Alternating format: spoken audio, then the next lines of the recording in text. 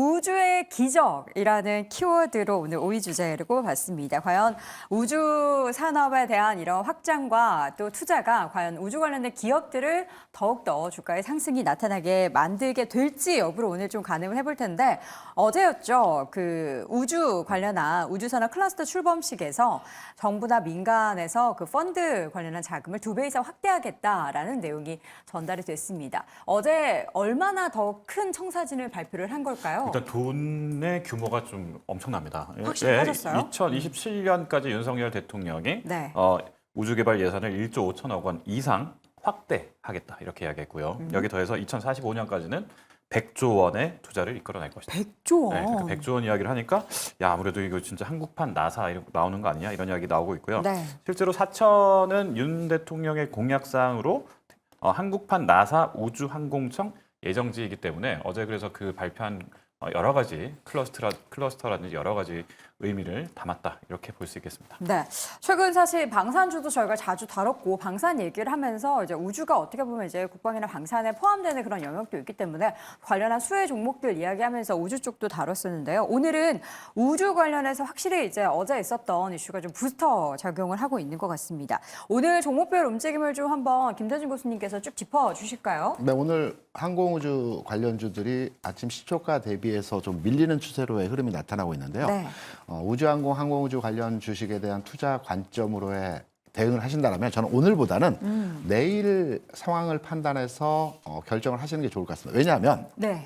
어제 일본에서 민간 위성을 발사했습니다. 네. 한 5, 6초 만에 폭발해서 실패했죠. 네.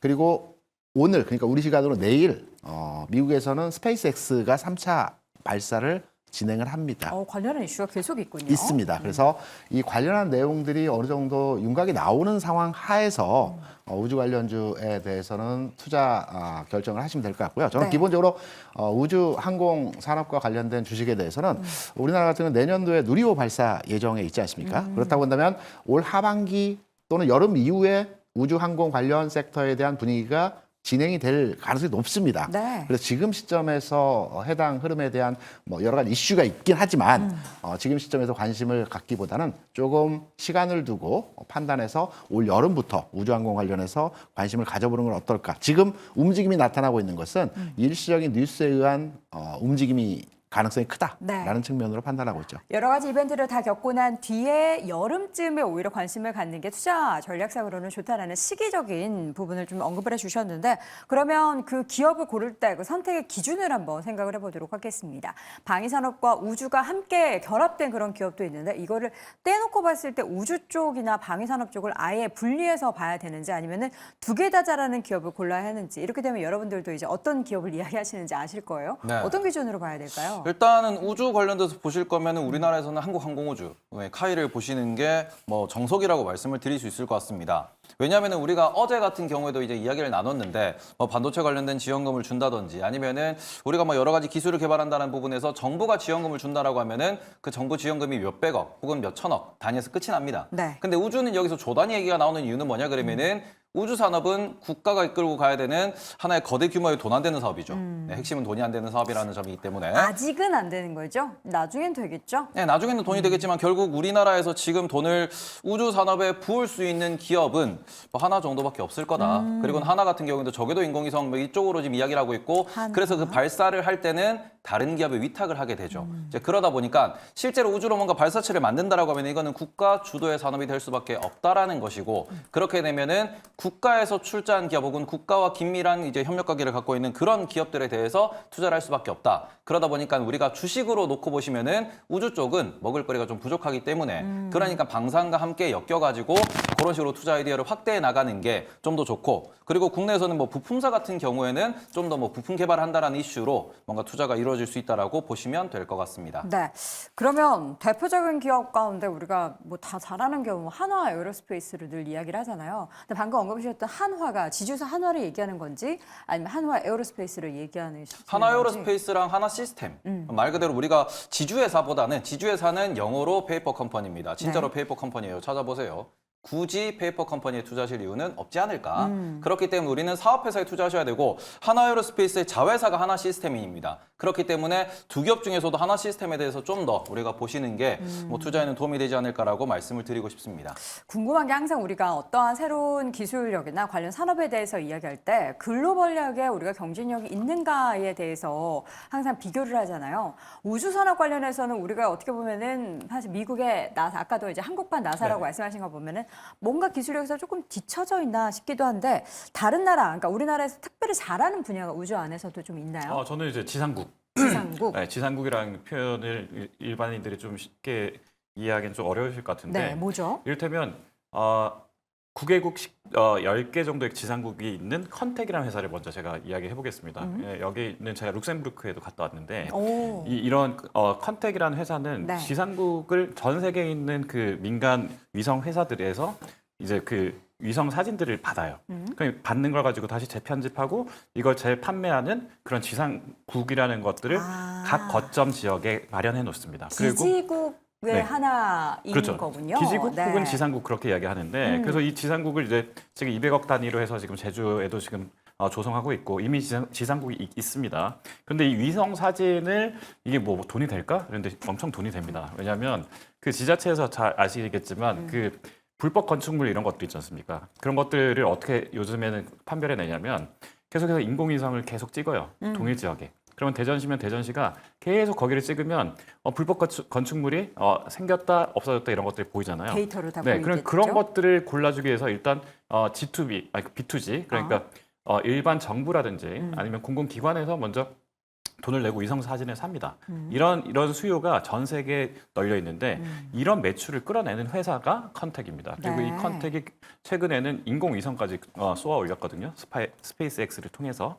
그래서 이런 위성을 내 위성을 갖고 있으면 이제 사진이 내 거니까. 네. 그래서 이제 이익률이 더 높아지겠죠. 그래서 상장에도 성공한 건데 이런 식으로 지상국, 그러니까 민간 지상국 이 사업이라든지 이런 건 재밌어요. 그래서 이런 거 지켜보시면 나중에 영업이익률이나 이런 것들이 본격적으로 자리 잡으면 25%, 30% 이렇게 되니까 컨텍 계속해서 저희는 지켜보고 있습니다. 저 컨택을 부분에 있어서 좀 더 말씀을 네. 드리고 싶은 거는 요게 그 방금 전에는 약간 이제 B2G라고 말씀해 주셨어요. 네. 근데 그게 B2G뿐만 아니라 B2B도 가능한데 지금 전 세계에서 아주 좀 흥미로운 게 코로나 시기에 좀 터져 나왔습니다. 왜냐 그러면은 2020년도에 우리가 마이너스 유가를 기록을 했었고요. 그 부분에 있어가지고 그러면은 앞으로 국제유가가 이렇게 많이 움직일 텐데 국제유가를 뭘로 우리가 미리 정보를 취득할 수 있을까?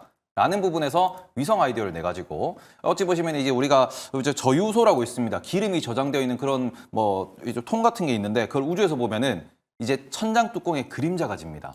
근데 이게 기름에는 공기가 들어가도 안 되고 물이 들어가도 안 되니까 기름의 제거가 올라가면은 요 뚜껑이 올라와요. 그렇기 때문에 그림자가 줄어들고요. 기름의 제거가 줄어들면 요 뚜껑이 내려갑니다. 그러면은 그게 그림자가 커지겠죠. 요거를 24시간마다 계속 찍는 거예요. 그런 식으로 해서 미리 그 정보를 우리가 돈을 주고 취득을 하여서 네. 그걸 통해서 오히려 에너지 방향성에 대해서 투자 결정을 내리고 그걸로 돈을 벌다 보니까 그 정보가 엄청난 돈이 되는 겁니다. 그래서 이런 식으로 이용해가지고 우리가 지구가 둥글다 보니까 그걸로 인해서 역발상으로 오히려 정보를 파는 그런 산업도 빠르게 커져가고 있습니다. 이게 국제유가뿐만 아니라 다른 원자재 역시도 혹은 뭐 우크라이나 전쟁에서도 우리가 그런 데이터 사진들을 많이 이용을 했거든요. 그런 부분에서 비즈니스가 매우 커지고 있다는 점은 네. 우리가 좀 보셨으면 좋겠지만 그 비즈니스를 대부분 미국이 합니다. 예. 근데 우리나라에 있어서는 어떻게 보면은 이제 미국은 이미 이만큼 앞서가 있는 거고 우리는 이제 빠르게 그거를 뒤쫓아가는 건데 또 우리나라 대한민국이 또 어떤 국민성을 가지고 있습니까? 굉장히 빨리 가죠. 빨리. 네네네. 안 되면 되게 하라. 그렇죠. 그리고 제가 네. 위성 관련해서 투자를 하고자 하신다라면 지금 시장에서 그 항공우주 같은 건 좀 무겁고 하나에어로스페이스는 좀 가격이 부담스럽고 네. 뭐 다른 관련주들과 너무 가볍고 뭐 이런 그 내용으로 투자가 좀 꺼려지는 형태로 우주항공 산업에 대한 종목 접근이 현재 상태일 겁니다. 그런데 네. 제가 우주항공 산업과 관련된 종목에 대해서 눈여겨보고 있는 종목은 세트랙 I라고 하는 종목이죠. 세트랙 아이. 네. 그 위성의 렌즈 부분을 이제 담당 생산을 하고 있고 기술력은 뭐 세계 최고 수준이고요. 그리고 지분 구조 측면에서 보게 되면 하나 에어로스페이스가 지분의 36%를 가지고 있습니다. 그래서 관련 종목이라고 판단할 수도 있는 내용에서의 기업이고 네. 주가적 측면에서 최근 2개년 동안 영업이익이 적자가 났습니다. 하지만 매출은 늘어나고 있거든요. 네. 그래서 흐름의 모습의 상황을 보게 되면 매출이 증가하고 있고 일부 영업이익이 적자 수준에서의 작은 진행이 나오고 있지만 점진적으로 올해를 지나갈수록 재무구조 개선이 되어지는 상황에 흐름이 진행이 되고 있다는 것을 우리가 확인할 수 있기 때문에 우주항공산업과 관련된 종목에 대해서 관심을 갖는다면 아직 움직이지 않았고 횡보 기간이 좀 오랜 기간 나타났지만 이 세트레가이 같은 종목도 한번 관심을 가져볼 필요가 있지 않겠나 이렇게 생각하는 종목입니다. 네, 위성 관련된 쪽으로 이제 테마가 좀 집중이 되는 그런 양상도 보이는데 최근 위성 관련해서는 뭐 세트레가 외에 다른 기업들도 좀 뉴스가 좀 있습니까? 근데 오늘 방산 우주 관련된 종목들 흐름을 보니까요. 이제 방산 쪽에 치우친 종목들은 좀 약세. 그리고 위성 쪽 관련 쪽들은 살짝 좀 상방으로 좀 열려 있다라고 네. 보고 있습니다.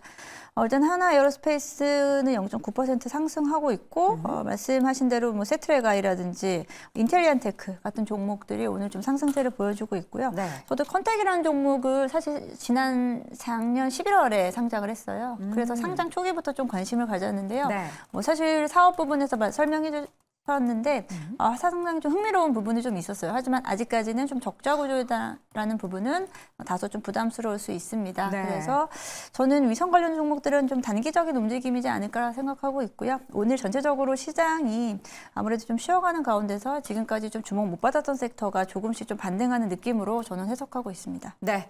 자, 알겠습니다. 항공우주 관련해서 탑픽을 그러면은 약간 세트레가이 꼽아주신 거고 컨택 네. 꼽아주신 거고 한화 하나에어로스페이스이긴 한데 저는 우주는 굳이 투자를 하실 필요는 없다. 이렇게 말씀을 드리고 싶습니다. 네, 감사합니다. 네, 저도 마찬가지 생각입니다. 우주 쪽은 아직까지 조금은 좀 먼 미래가 아닌가 생각하고 있습니다. 네, 저도 누가 우주로 보내준다고 하면 무서워서 아직은 못 가겠더라고요. 예, 갔다가 못 돌아올 것 같아서. 예, 근데 주가는 어쨌든 계속해서 우상향하고 있고 관련한 모멘텀은 불고 있는데 투자에 대한 판단은 여러분들이 잘 좀 고민을 해보셔야 될 것 같습니다. 네 분의 의견 한 줄 평으로 확인해 보시죠.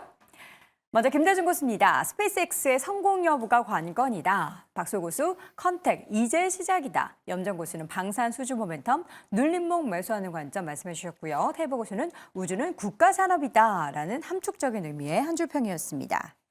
자, 오늘 쟁탑5 이어서 4위 주제 확인해 보겠습니다.